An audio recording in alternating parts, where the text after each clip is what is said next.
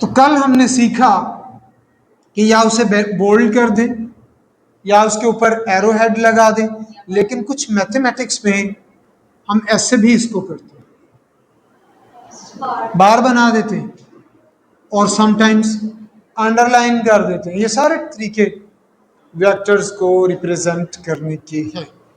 लेकिन board exam का एक बड़ा ही जूसी एमसीक्यूज आपको करवाता हूं कि वेक्टर की मैग्नीट्यूड को रिप्रेजेंट करना भी टेक्निकल काम है। वेक्टर की मैग्नीट्यूड को कैसे रिप्रेजेंट करना, तो फिर आप उसे बोल्ड फेस नहीं लिखेंगे, फिर आप उसे लिखेंगे लाइट फेस, आम, ठीक, बोल्ड नहीं करें।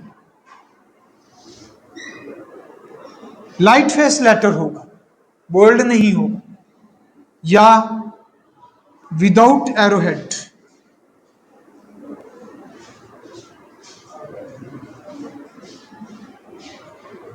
उसके ऊपर एरोहेड नहीं बना होगा। एग्जाम्पल,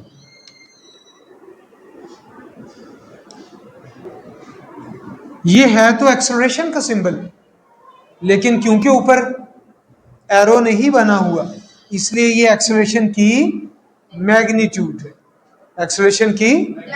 अब इस मामले में साइंटिस्ट दो राय रखते हैं, बड़े ध्यान से सुनना, बड़ा मजे का पॉइंट है। साइंटिस्ट कहते हैं फिर हमें कैसे पता चलेगा कि ये स्केलर है या किसी वेक्टर की मैग्नीट्यूड है, फर्क ही कोई नहीं रहा। तो वो कहते हैं कि एक और मेथड भी है वेक्टर को रिप्रेजेंट, वेक्टर की मैग्नीट्यूड को रिप्रेजेंट करने का। तो कहते हैं पहले आप इस तरह करके पूरे वेक्टर के लवाजमात मुकम्मल करें, उसके ऊपर एरोहेड बनाएं, फिर इसके दोनों साइडों पे मैग्नीट्यूड का साइन बनाएं। इस साइन को मॉडुलस भी कहते हैं, मॉड भी कहते हैं, और यहां पे फिजिक्स में हम इसे मैग्नीट्यूड ऑफ वेक्टर ए भी कहते हैं। तो ये दोनों तरीके हैं। अब अगर बोर्ड एग्जाम में ये एमसीक्यूज आए कि magnitude of vector is represented by this method, both A and B, या नन ऑफ दीज, तो आप किसको टिक करेंगे? बोथ ए एंड बी को टिक करेंगे। मैं फिर से दोहराता हूं एमसीक्यू।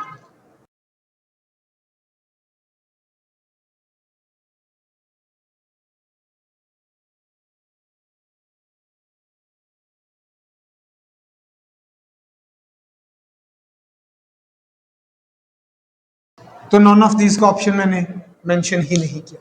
क्या ये कॉन्सेप्ट क्लियर हो गया बेटे? ओके। वेक्टर की रिप्रेजेंटेशन का दूसरा तरीका जो कल आपने मुझसे सीखा वो था उसका ग्राफिकल मेथड।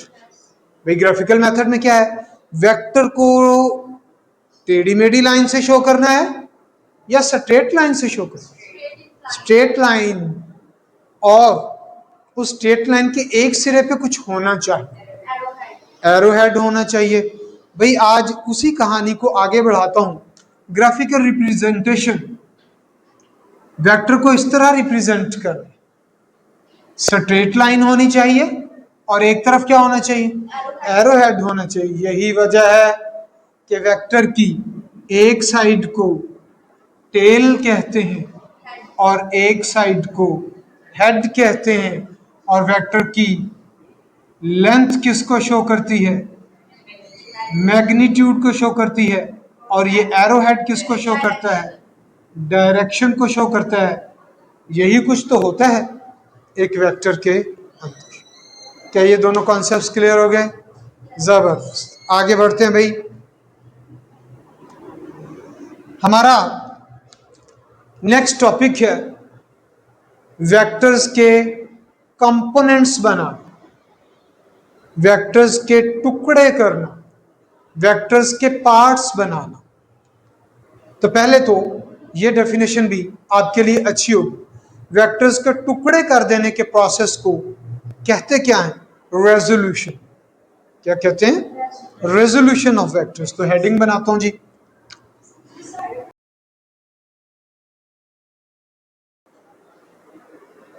लेकिन वेक्टर क्वांटिटीज क्योंकि डायरेक्शन रखती हैं, आपने नाम सुना होगा एक्स एक्सिस, वाई एक्सिस, तो वहां पे हम वेक्टर्स को शो कर सकते हैं, रिप्रेजेंट कर सकते हैं। फिर आपने नाम सुना होगा नॉर्थ, साउथ, ईस्ट, वेस्ट का। तो वहां पे भी हम किसी डिस्प्लेसमेंट को, वेलोसिटी को रिप्रेजेंट कर सकते हैं। तो इसका मतलब है वेक्टर्स, वेक्टर्स में ये खूबी है कि उनको ड्राइंग बना के भी शो किया जा सकता है, तो वो हमें सीखना भी है। तो ये उनकी इजाफी खूबी है जो स्केलर्स में मौजूद नहीं है।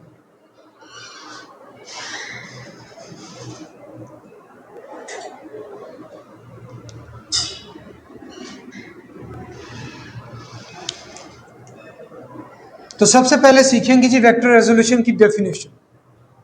किसी वेक्टर के टुकड़े कर देना, और उन टुकड़ों को क्या कहते हैं? कंपोनेंट्स। तो कर देने, टुकड़े कर देने के प्रोसेस को स्प्लिट कहते हैं। सादा इजी डेफिनेशन। अब फिर कंपोनेंट किसे कहेंगे? बहुत ध्यान से समझना। क्या वेक्टर का जो कंपोनेंट होगा, वेक्टर का टुकड़ा, पक्की बात है वो भी वेक्टर होगा।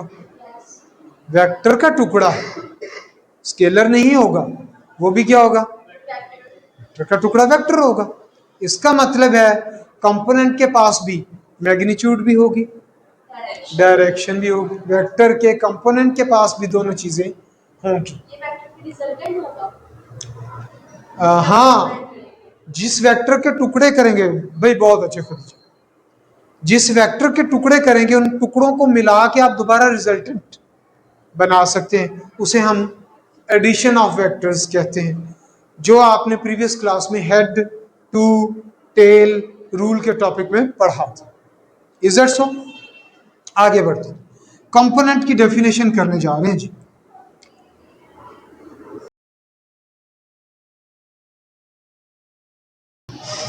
गौर करें, इसी डेफिनेशन के अंदर लफ्ज डायरेक्शन भी मौजूद है, और ये लफ्ज उसकी स्ट्रेंथ या मैग्नीट्यूड को शो कर रहा है। लफ्ज इफेक्टिव किसको रिप्रेजेंट कर रहा है? मैग्नीट्यूड को रिप्रेजेंट कर। तो फिर से पढ़ते हैं।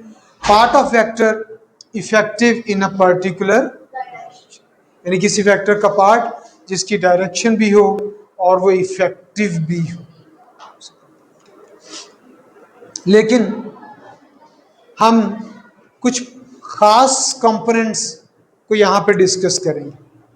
ऐसे वेक्टर के ऐसे कंपोनेंट्स जो एक दूसरे के साथ 90 डिग्री का एंगल बनाए, उन्हें कहते हैं रेक्टेंगुलर कंपोनेंट्स, या आप परपेंडिकुलर कंपोनेंट्स भी कह सकते हो। तो अगला मेरा पॉइंट यही है।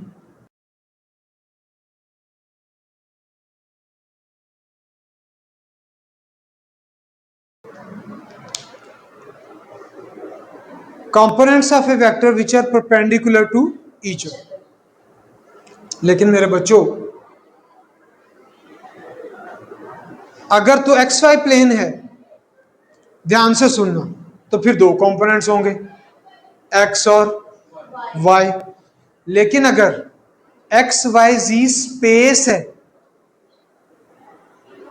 तीन कोऑर्डिनेट वाला सिस्टम है, प्लेन नहीं है, स्पेस है, तो फिर एक्स कंपोनेंट भी होगा, वाई कंपोनेंट भी होगा, जी कंपोनेंट भी। अगर मैं इस बोर्ड की बात करूं, व्हाइट बोर्ड की बात करूं, तो ये प्लेन है, टू डायमेंशनल है, इसमें ये वाली लाइन एक्स कंपोनेंट है, और ये जो वर्टिकल लाइन है ये वाई कंपोनेंट, ये लाइन एक्स कंपोनेंट है। लेकिन अगर मैं इस रूम की बात करूं, तो ये रूम व्हाइट बोर्ड नहीं है, ये स्पेस है, ये थ्री डायमेंशनल है, इसमें एक्स कंपोनेंट भी है, वाई कंपोनेंट भी है, और जी कंपोनेंट भी है। तो क्या पता चला? दो एमसीक्यूज पता चले। दोनों बोर्ड पे लिखता भी हूं कि प्लेन के अंदर रेक्टेंगुलर कंपोनेंट्स की तादाद टू होती है, और स्पेस के अंदर रेक्टेंगुलर कंपोनेंट्स की तादाद 3 होती है। नोट करें, दो बड़े इंपॉर्टेंट एमसीक्यूज। तो इन प्लेन 2 रेक्टेंगुलर कंपोनेंट्स, और इन स्पेस 3।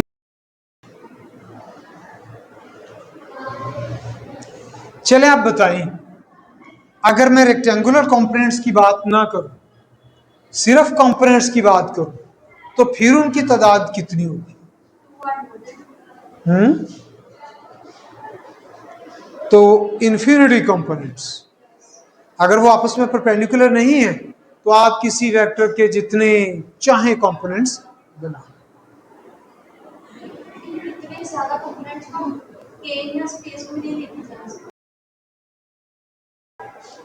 तीन बड़े इंपॉर्टेंट एमसीक्यूज हमारे पास कि रेक्टेंगुलर के अलावा जितने चाहे कंपोनेंट्स आप बना।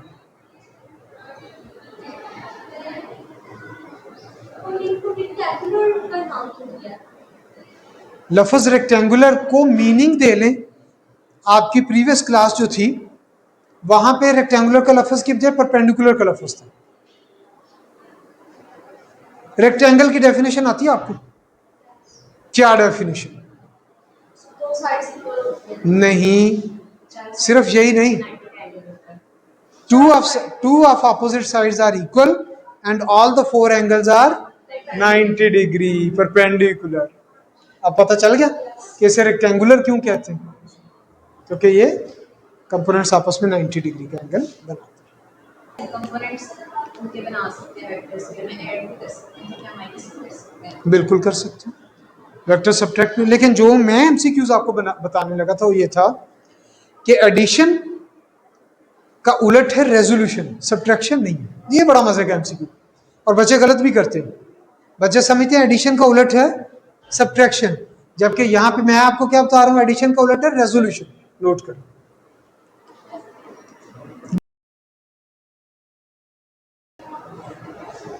और यहाँ पे बड़े ही इंटरेस्टिंग कुछ पॉइंट्स ऐड कर दूं, टॉपिक से थोड़ा हटना पड़ेगा लेकिन ये पॉइंट्स बड़े कीमती हैं।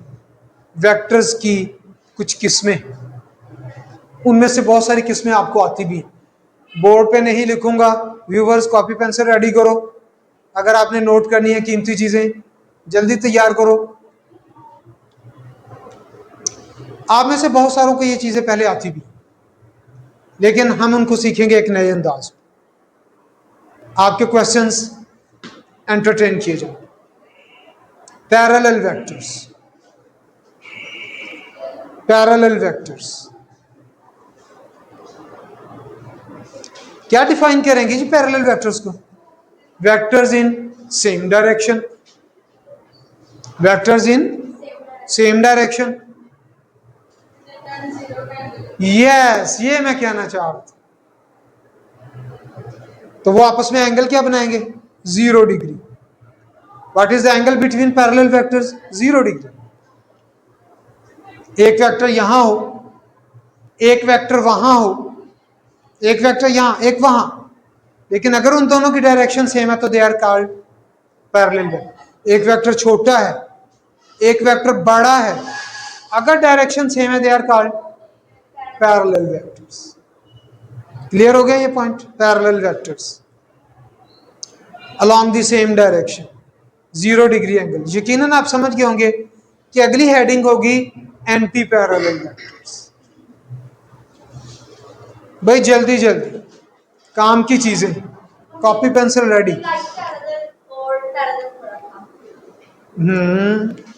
लाइक पैरेलल और अनलाइक पैरेलल भी कह सकते हैं। एंटी पैरेलल, पैरेलल की आंटी, बड़ी वाली आंटी। तो opposite directions, vectors in opposite direction. Note हो गया जी? ओके, तो एंगल क्या बनेगा? 180 डिग्री। एंटी पैरेलल का आपस में एंगल क्या बनेगा? 180 डिग्री। हम इन्हें अपोजिट वेक्टर्स भी कह सकते हैं, अपोजिट। ओके, अब ये दोनों वेक्टर्स,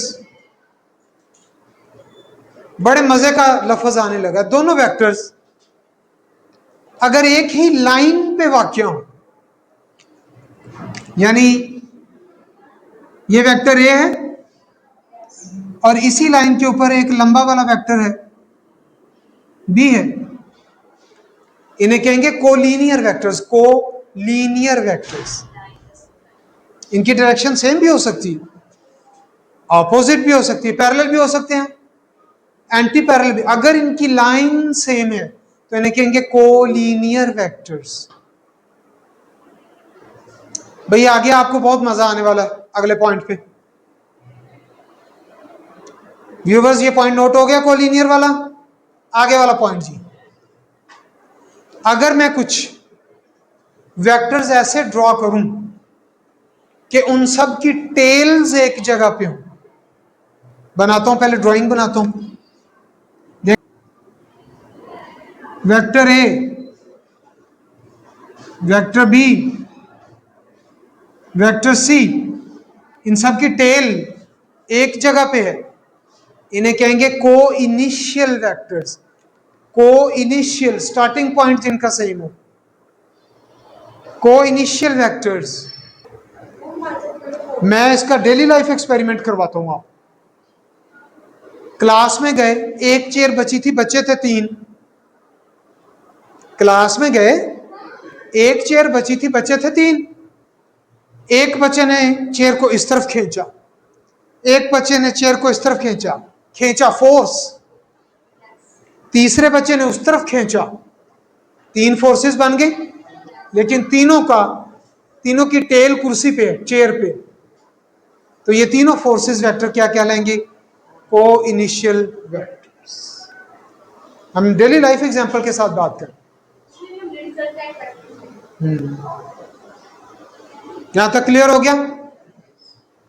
अब इसका उलट, भाई जिनकी टेल्स एक जगह पे हो वो को इनिशियल है, तो जिनके हेड्स एक जगह पे उन्हें कहेंगे को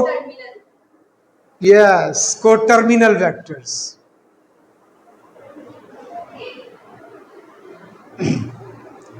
को टर्मिनल वेक्टर्स जनाब, उनकी ड्राइंग भी आपने बना ली है, को टर्मिनल वेक्टर्स।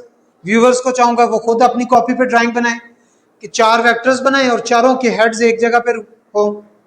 वीडियो को पॉज कर लें अगर आप समझते हैं कि टाइम लगेगा ड्राइंग बनाने में, लेकिन बनानी जरूर है आपने।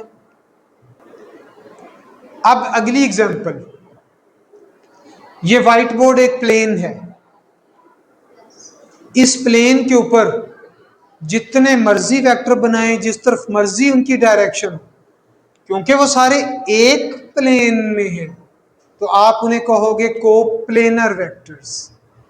Coplanar vectors.